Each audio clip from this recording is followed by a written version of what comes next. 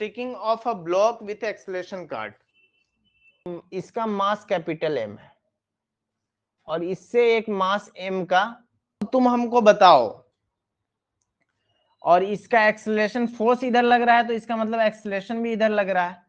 अब नॉर्मल बताओ तो स्मॉल एम पे, नॉर्मल बताओ स्मॉल एम पे क्या होगा, और इसके बीच में फ्रिक्शन है, इसका म्यू दिया हुआ है, कोफिशिएंट फ्रिक्शन है, ठीक है।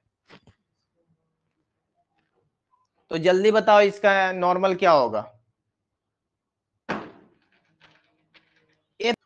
चलो देखो ध्यान से, ध्यान देना, इस पे स्मॉल एम पे ये क्या होगा, अगर ये नहीं रहता तो स्लिप होता। स्मॉल एम क्या होता है, यहाँ पे है, ऐसे कुछ है स्मॉल एम, और ये ट्रक वाला सरफेस है, ठीक है ना। और सबसे पहले तो यहाँ पे mg लगेगा, mg लगेगा। अब ये ब्लॉक जो है, ये ब्लॉक जो है क्या करेगा, ये ब्लॉक ये वाला जो है इस पे फोर्स लगाएगा, इस पे। तो सूडो फोर्स तुम्हारा किस डायरेक्शन में लगेगा, सूडो फोर्स तो इस डायरेक्शन में ना लगेगा, अपोजिट में लगता है ना। ये तुम्हारा मास इनटू एक्सेलरेशन होगा, ये तुम्हारा सूडो फोर्स होगा। सूडो फोर्स अपोजिट में लगता है, तो ये जब सूडो फोर्स को बैलेंस करने वाला नॉर्मल लगेगा यहाँ पे, ठीक है। और यहाँ पे तुम्हारा ऊपर में क्या लगेगा, रोके रहेगा तो फ्रिक्शन ऊपर में लगेगा। फ्रिक्शन तुम्हारा क्या होता है, म्यू इंटू एन होता है। अब तुम लोग को समझ में आ जाएगा, बोलो। अब हम बोल सकते हैं कि अगर मेरा mu into N greater than m g होगा तभी क्या होगा, ये स्टिक रह सकता है, तभी क्या होगा, स्टिक रहेगा।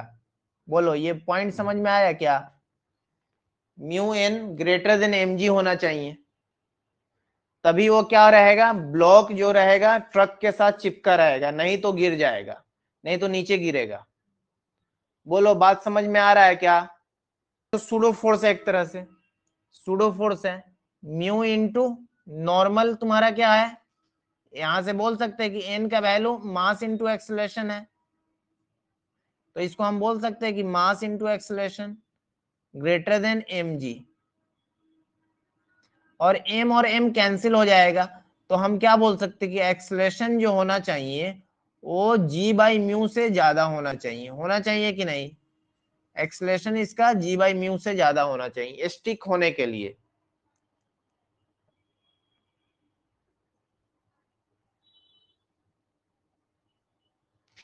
ऐसे भी बोल सकते हैं कि mu N greater than equal to भी रहेगा तो कोई दिक्कत नहीं, यहाँ पे देखो इक्वल भी रहेगा तो कोई दिक्कत नहीं, इक्वल भी रहेगा तो कोई दिक्कत नहीं है। तो हम ए मिनिमम कितना होना चाहिए, मिनिमम कम से कम होना चाहिए जी बाई म्यू होना चाहिए, इससे बढ़ेगा तभी स्टिक रहेगा। Minimum acceleration g by mu होना चाहिए या नहीं, इससे ज्यादा भी हो सकता है तो रुका रहेगा, अगर इससे कम लगा देंगे तो नहीं मेरा पॉसिबल है, ये मिनिमम का कंडीशन आ गया, इससे कम होगा तो नहीं मेरा मतलब नीचे की तरफ आ जाएगा। तो हम एफ कितना लगेगा, टोटल एफ इसका आप बताओ, एफ मिनिमम कितना होना चाहिए, एफ मीन कितना होना चाहिए, टोटल मास इंटू एक्सेलरेशन क्या है, into acceleration minimum is equal to m plus m into g by mu होना चाहिए, यही ना होना चाहिए, जी बाई तुम्हारा क्या होना चाहिए, म्यू होना चाहिए। इससे कम होगा, इससे कम हमको फोर्स ट्रक को नहीं देना होगा, इससे ज्यादा फोर्स देना पड़ेगा या इसके इक्वल देना पड़ेगा, ये वाला फोर्स का बात हो रहा है यहाँ पे, ये वाले फोर्स का बात हो रहा है, ठीक है। ये जो है कंडीशन फॉर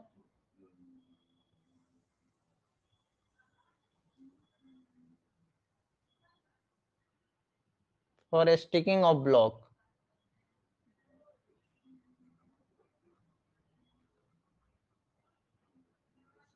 ठीक है, कंडीशन है स्टिकिंग ऑफ ब्लॉक का ये।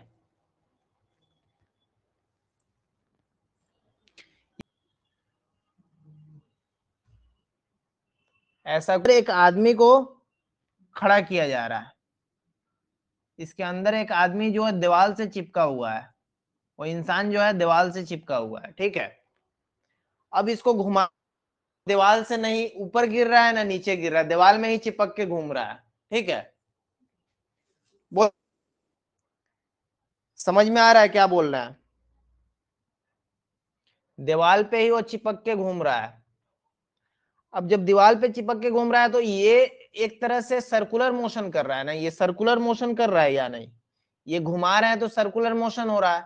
तो सर्कुलर मोशन में एक तुम्हारा फोर्स क्या क्या होता है, एक सेंटर के तरफ फोर्स जो लगता है उसको हम लोग क्या बोलते हैं? एफसी बोलते हैं क्या? सेंट्रीफ्यूगल फोर्स बोलो। सेंट्रीफ्यूगल फोर्स बोलते हैं इसको, हम लोग क्या बोलते हैं? Centrifugal force.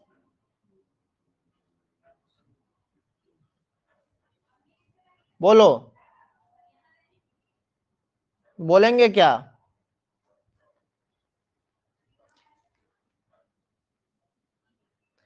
अब जब सेंट्रीफ्यूगल फोर्स है तो इसको तो कुछ ना कुछ तो बैलेंस कर रहा होगा। इसको क्या बैलेंस कर देगा? इसको तुम्हारा ये जो दीवार जो होगा यहाँ पे जो घुमा रहा है जिसमें, उसका नॉर्मल इसको बैलेंस करेगा, तभी तो रुका रहेगा, नहीं तो गिर जाता ना। बोलो। अब जब ये रुका हुआ इस डायरेक्शन में नहीं हिल रहा है तो अपर डायरेक्शन में भी तो नहीं हिल रहा है। इसका मान लेते हैं मास mg है, mg नीचे लग रहा है, तो यहाँ पे हम बोल सकते हैं कि ये वाला जो सरफेस है इसमें फ्रिक्शन होगा, तभी तो वर्टिकली भी नहीं नीचे आ रहा है, तभी वर्टिकली भी ऊपर जा रहा है, तो इसका मतलब फ्रिक्शन भी ऊपर लगेगा। बोलो। तब ना ये चारों एक दूसरे को बैलेंस करेगा, ऊपर वाला वर्टिकली एक दूसरे को बैलेंस करेगा और हॉरिजॉन्टल वाला एक दूसरे को बैलेंस, तभी तो वो रुका रहेगा, नहीं तो कहीं ना कहीं तो भागेगा। नॉर्मल का वैल्यू मेरा क्या हो जाएगा? Normal is equal to F C हो जाएगा क्या? और F is equal to m g हो जाएगा क्या? बोलो। अब एफ का वैल्यू हम क्या जानते हैं? म्यू इंटू एन जानते हैं, म्यू इंटू एन जानते हैं, और ये इसका जो म्यू दिया हुआ है, मान लो यहाँ पे म्यू दिया हुआ है, तो ये तुम्हारा mg हो जाएगा। तो नॉर्मल का वैल्यू हम कहां से निकालेंगे? सेंट्रीफ्यूगल फोर्स से ही ना निकलेगा। अब ये क्या होता है तुम लोग को पता है? m into v square by r लिखो, या तुम इसको ऐसे भी लिख सकते हो, m into omega square into r लिख सकते हो। क्यों लिखेंगे? क्योंकि omega is equal to v by r होता है, ये याद रखना है तुम लोग को, omega is equal to v by r होता है। अब देखो omega is equal to v by r रखेंगे तो v square by r square, और आर आर कट कट के ये वैल्यू आ जाएगा क्या? बोल सकते हैं कि नॉर्मल मेरा कितना आ गया? M omega square into r बोल सकते हैं क्या? ये ओमेगा है, ठीक है, ओमेगा स्क्वायर इंटू आर बोल सकते हैं। अब हम म्यू नॉर्मल के जगह हम इसको उठा के रख देंगे, m omega square into r is equal to m g. बोलो। तो हम बोल सकते हैं कि यहां से m और m कैंसिल हो जाएगा, omega square is equal to g mu r. तो हम यहां से बोल सकते हैं कि omega is equal to root under g by mu into r. बोलो, ये बोल सकते हैं। अब हमको पता चल गया कि इतना ही से हमको घुमाना होगा तभी स्टिक होगा, मतलब ये ओमेगा से घूमेगा, ठीक है, ओमेगा से इसको घुमाना पड़ेगा। ओमेगा का मतलब वेलोसिटी भी दिया रहेगा, तो ओमेगा का मतलब होता है वी बाई आर भी, वी और रेडियस दिया हुआ है तुम्हारा, रेडियस ये है तुम्हारा, मान लो ये दिया हुआ है, तो वी बाई आर भी कर दो तो ओमेगा आ जाएगा, कोई दिक्कत नहीं है, ठीक है।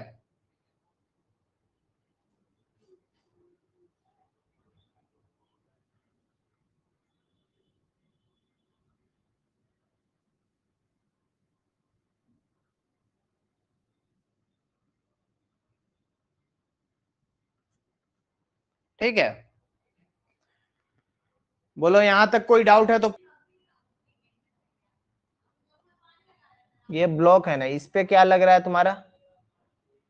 नॉर्मल का क्या खासियत होता है, जितना हमको फोर्स उसको लगेगा उतना ही नॉर्मल उसको ले लेगा ना। 10 न्यूटन यहाँ पे लग रहा है तो नॉर्मल इसका इधर लगेगा, इसी पे ना नॉर्मल लगेगा। इसको नॉर्मल कितना लगाएगा, जितना इधर लगेगा तो नॉर्मल उतना ही लगा देगा। नॉर्मल अपोजिट में लगाता है तो बैलेंस क्या करेगा यहाँ पे? सोचो ना, फ्रिक्शन बैलेंस करेगा। फ्रिक्शन क्या करेगा? बैलेंस करेगा। फ्रिक्शन बैलेंस किया, किसको बैलेंस किया? mg से बैलेंस किया। अब यहां से हम बोल सकते हैं कि नॉर्मल का वैल्यू कितना है मेरा? 10 न्यूटन है। 10 न्यूटन है, बोलो। नॉर्मल 10 न्यूटन है। तो अब हम बोल सकते हैं कि नॉर्मल 10 है तो फ्रिक्शन इज इक्वल टू क्या हो जाएगा मेरा? mg हो जाएगा। फ्रिक्शन का वैल्यू क्या होता है? म्यू इंटू एन होता है। अब म्यू का वैल्यू हमको पता है क्या है? 0.2। और यहाँ पे 10 है तुम्हारा नॉर्मल, तो mg वेट तो पूछा है, तो ये कितना हो जाएगा? 2 न्यूटन हो जाएगा क्या? mg का यही तो वेट है, यही ना पूछा है, वेट ऑफ ये, तो 2 न्यूटन हो जाएगा। आसान क्वेश्चन था कि नहीं? नॉर्मल बस निकालना था। यहाँ पे मान लो ये है और ये तुम्हारा सरफेस है, यहाँ पे इसको प्रेस किया गया कितना से? प्रेस किया गया 100 न्यूटन से, तो इसमें नॉर्मल लगेगा। इसमें तो कोई दिक्कत नहीं, नॉर्मल या रिएक्शन लिखो क्योंकि एन एन में दिक्कत हो जाएगा, रिएक्शन लिख दे रहे हैं। अब मेरे पास तो फोर्स टोटल नीचे के तरफ, मेरे पास फोर्स कितना है? फोर्स कितना है यहाँ पे? mg है कि नहीं? बोलो। mg का मतलब 2 × 10 है, तो 20 न्यूटन ना है यहाँ पे। मेरे पास इसी को ना बैलेंस करेगा वो, इतना को बैलेंस कर देगा तो हमको क्या मतलब है? और सबसे हमको तो इतना ही चाहिए ना फ्रिक्शन फोर्स। फ्रिक्शन फोर्स तो हमको मिनिमम यही चाहिए ना। तो फ्रिक्शन फोर्स मेरा क्या हो जाएगा? म्यू इंटू एन हो जाएगा। और ये वैल्यू तुम्हारा कितना आना चाहिए? ये वैल्यू तुम्हारा कितना आना चाहिए? ये 20 न्यूटन के इक्वल होना चाहिए, बोलो। होना चाहिए ना? तो वही तो हो गया आंसर, बी नंबर हो गया तुम्हारा। Fireman man of 60 kg slides down a pole. He is pressing the pole with a force of 600 Newton. The coefficient of friction between pole and hand 0.5. What will be? ये मान लो पोल है तुम्हारा,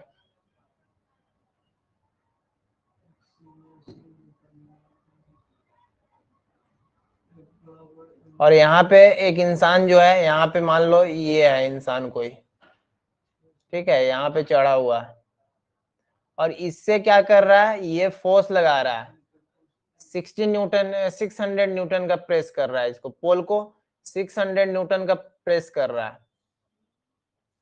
600 Newton का। तो इस पे नॉर्मल तो इधर ही लगेगा, इतना ही का नॉर्मल लग जाएगा, नॉर्मल लग जाएगा, ठीक है। अब देखो ये जो जा रहा है डाउन, तो एक तो mg कंफर्म है कि mg लगेगा इधर, तो इसको कुछ ना कुछ बैलेंस करेगा। mg नीचे लगेगा तो इसको क्या बैलेंस करेगा? फ्रिक्शन बैलेंस करेगा। फ्रिक्शन बैलेंस नहीं करेगा यहाँ पे क्योंकि ये रुका थोड़ी है। अब एक्सेलरेशन बोल रहा है डाउन है, एक्सेलरेशन डाउन है, तो mg से हम क्या माइनस करेंगे? mg माइनस फ्रिक्शन करेंगे तभी तो होगा मास इनटू एक्सेलरेशन, बोलो। तभी ना होगा मेरा मास इनटू एक्सेलरेशन। अब mg क्या है मेरा? देखो mg के लिए और फ्रिक्शन के लिए, फ्रिक्शन क्या हो जाएगा तुम्हारा? यहां से हम बोल सकते हैं कि नॉर्मल क्या हो गया मेरा, या आर लिखो इसको, नॉर्मल या आर लिखो, 600 है। तो यहां से बोल सकते हैं mg का वैल्यू, m का वैल्यू कितना है? 60 है, और ये 10, तो ये 600 हो जाएगा, और ये क्या हो जाएगा? म्यू इंटू एन है और m इंटू ए है, तो म्यू इंटू एन का मतलब हो गया, म्यू का वैल्यू 0.5 है, 0.5 into 600 is equal to mass into acceleration. अब देखो मास का वैल्यू भी तो दिया हुआ है, तो मास इंटू एक्सेलरेशन लिखने के जगह पे हम क्या लिख देते हैं? मास का लिख देते हैं वैल्यू 60 इंटू एक्सेलरेशन। तो यहां से देखो, यहां से डायरेक्ट 60 को कॉमन कर लो, तो यहां से 10 आ जाएगा, और यहां से 0.5 इंटू 10 बचेगा, इज इक्वल टू 60 इंटू ए हो जाएगा, और ये 60 और 60 को कैंसिल करो, और यहाँ देखो 5 आ जाएगा, तो 10 माइनस 5 इज इक्वल टू ए, तो यहां से एक्सेलरेशन इज इक्वल टू क्या आ जाएगा, 5 मीटर पर सेकेंड स्क्वायर आ जाएगा क्या, बोलो, डी ऑप्शन हो जाएगा। क्वेश्चन में कहा दम था, कुछ भी आया सबको